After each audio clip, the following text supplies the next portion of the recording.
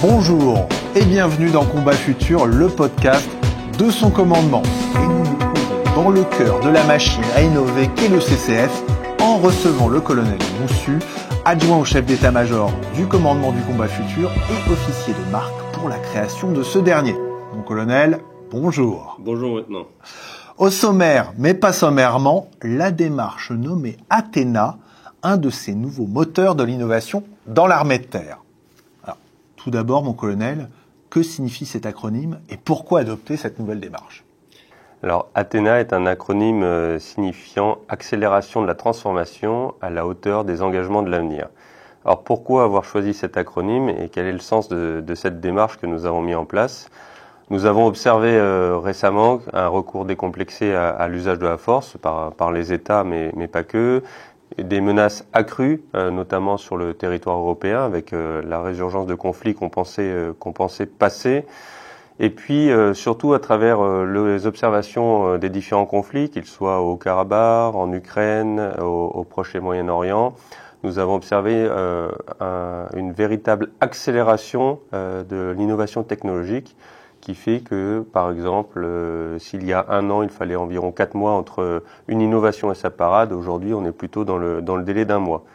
Cette accélération nous a forcément poussé à considérer le besoin de développer un écosystème capacitaire capable de livrer plus rapidement les effets escomptés pour répondre aux enjeux des combats futurs. D'où cette accélération de la transformation souhaitée à travers Athéna.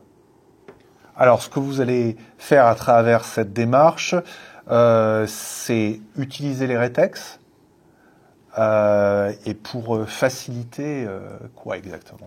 Alors, à travers cette démarche, il y a, on va dire, 3 grands axes de travail. Le premier, c'est d'assurer un éclairage du besoin et une mise en mouvement de l'écosystème, à la fois de la recherche et des capacités au sens large du terme. On doit créer les conditions pour que les bonnes idées, qu'elles soient d'un universitaire, du monde de la recherche ou du caporal dans sa tranchée, que ces bonnes idées puissent remonter, être captées et aboutir à des projets, des capacités à proprement parler. Finalement, Athéna, c'est le passage de l'idée au concret. Donc ce premier point, cette mise en mouvement de l'écosystème, ça doit permettre de créer de nouvelles synergies et de faciliter à la fois la captation des idées, la mise en relation entre les gens qui ont les idées et les gens qui peuvent développer derrière les capacités. La deuxième dimension de cette démarche, c'est de faire en sorte de faciliter ou rendre plus rapide l'évolution technologique. C'est à travers un travail qui est mené, par exemple, en dialogue avec les industriels, en dialogue avec la DGA, en dialogue avec l'ensemble de l'écosystème capacitaire sur les règlements. Les règlements, également sur la capacité à créer des architectures plus ouvertes, capables d'accueillir des briques technologiques évoluant rapidement.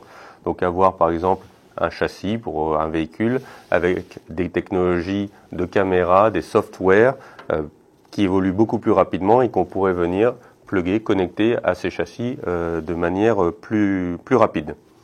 Le troisième point, on voit qu'on a essayé d'accélérer en faisant en sorte que les idées soient plus vite identifiées et connectées au développement, accélérer à travers une réglementation ou une conception des matériels plus ouverte.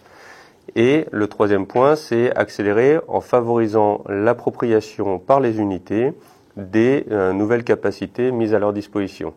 Ça passe par à la fois un accompagnement en doctrine exploratoire notamment des unités, c'est-à-dire que quand un nouveau matériel va rentrer en service ou être mis à disposition d'une unité pilote, ce nouveau matériel doit déjà faire l'objet de conseils d'emploi, de bonnes pratiques et donc de cette doctrine accompagnant la livraison. Par ailleurs, l'accompagnement, il est aussi réalisé par le commandement du combat futur au profit de l'innovateur, un accompagnement où on apportera notre expertise des sujets, notre appui, il peut être financier et il peut être également un appui par la mise en relation évoquée précédemment. Au final, on veut éviter d'avoir des bonnes idées qui ne sont pas comprises ou pas exploitables pour les unités avec une sorte de fossé au milieu, qui se créerait naturellement au milieu. On veut éviter ça et le commandement du combat futur a cette volonté d'être le pont entre le monde de la recherche, le monde civil, le monde universitaire, le monde industriel et le caporal qui devra servir le matériel in fine et délivrer des effets sur le terrain. Alors, quelles sont les premières thématiques qui ressortent de cette démarche Athéna ? Nous travaillons sur quatre grands axes qui sont les priorités aujourd'hui de l'armée de terre. Tout d'abord, le sujet de la transparence, ensuite celui de la létalité, enfin deux autres sujets, ceux de la protection du soutien logistique et du C2 et de la connectivité. Pour revenir un peu dans le détail sur certains de ces sujets, nous constatons avec les champs de bataille modernes une plus grande transparence, c'est-à-dire une capacité accrue de la part des belligérants à savoir ce qui se passe sur le terrain à travers la multiplicité des capteurs, qu'ils soient humains, images satellites, images drones. Et puis tout simplement, nous avons tous un smartphone dans la poche, et lorsqu'on combat dans des zones avec de la population, les images venant de la population elle-même qui filme et qui met ensuite en ligne. Cette transparence accrue, elle est un vrai défi. Elle est un défi parce qu'il est difficile aujourd'hui de manœuvrer sans être détruit. Donc il faut que nos premiers projets puissent permettre de retrouver une capacité à manœuvrer et à délivrer des effets sur le terrain.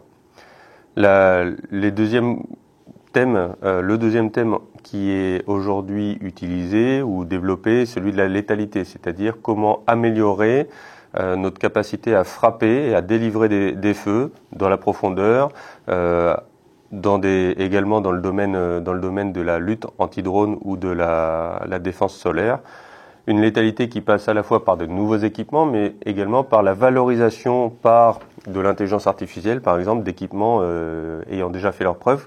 J'en veux pour exemple le système Proteus, qui, sur la base d'un canon de 20 qui est déjà connu dans les armées, valorisé par une optique avec intégrant de l'intelligence artificielle, permet aujourd'hui de délivrer de nouveaux effets, notamment dans la lutte anti-drone.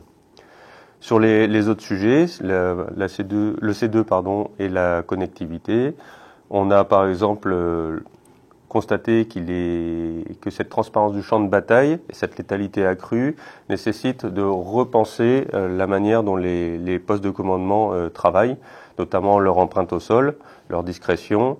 On travaille sur les systèmes de camouflage, on travaille sur la LiFi, donc le fait de pouvoir éviter de déployer trop de câblage au sein de nos CO pour gagner en agilité dans leur déploiement et dans leur bascule, par exemple.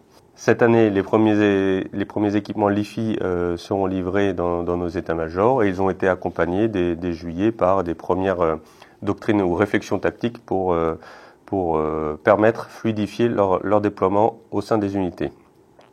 Sur la partie protection et soutien logistique, nous avons évidemment un retour de guerre dite de haute intensité à des échelles que nous n'avons pas connues depuis de nombreuses décennies. Et il nous faut donc être capable de développer des solutions permettant d'assurer le soutien dans la durée des opérations, ce qui nécessite également de repenser la manière dont nous devons travailler à la fois sur la doctrine, mais également sur les capacités à délivrer aux forces pour permettre ce soutien. Alors, est-ce que vous avez des exemples de moments forts qui vont permettre, en 2025 par exemple, à tous ces acteurs dont vous nous avez parlé, de se rencontrer et de se confronter ?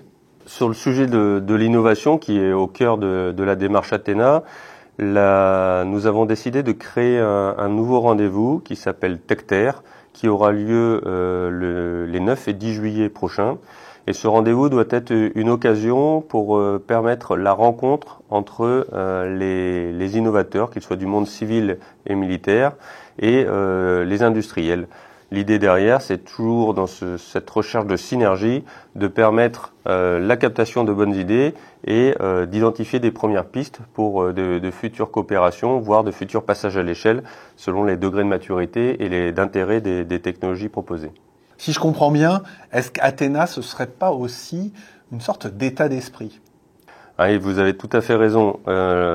Athéna, derrière, il y a la volonté de faire en sorte de développer cet esprit pionnier dont l'armée de terre a besoin, un esprit pionnier qui sous-tend que chacun apporte sa pierre à l'édifice. Je parlais tout à l'heure du caporal. Historiquement, en Normandie, c'est dans la bataille du Bocage, la bataille des haies pour les Américains, c'est un sergent qui a trouvé la solution pour permettre aux véhicules de franchir ces haies et qui a apporté la solution qui a déverrouillé tactiquement une partie des problématiques rencontrées. On sait donc que l'importance de l'utilisateur, du premier utilisateur, du premier concerné, celui qui va être au combat, qui va être dans la tranchée, son rétex, son retour d'expérience sera essentiel. Et il ne doit pas être timide. Et donc, on essaye de faire en sorte de développer cet esprit, ce bouillonnement d'idées, de l'accompagner, de manière à ce que ce bouillonnement puisse délivrer des effets, ne soit pas qu'un bouillonnement sans objet délivré à la fin. Donc, d'accompagner ce bouillonnement, de faire en sorte que les gens aient confiance en leurs idées, aient confiance en leur sens, et puissent faire remonter ces bonnes idées à travers, par exemple, dans les unités, le référent simplification et innovation, et chaque régiment en comporte un, et à travers le logiciel API qui est pour nous essentiel, c'est un peu la colonne vertébrale de l'innovation sur laquelle chacun est en mesure de déposer son projet qui sera étudié à travers l'action de la section technique de l'armée de terre et du CCF. Merci colonel Moussu de nous avoir éclairé sur des pans entiers du processus d'innovation au sein de l'armée de terre. Heureux que nous soyons toujours en contact, quelle que soit votre plateforme d'écoute, Combat Futur reste votre balado-diffusion prospective et réalité militaire, en tout temps, en tout lieu, plurimodal et multicam. Découvrons toujours des horizons insoupçonnés pour ne pas rater de nouveaux levers de soleil, le bonjour ou le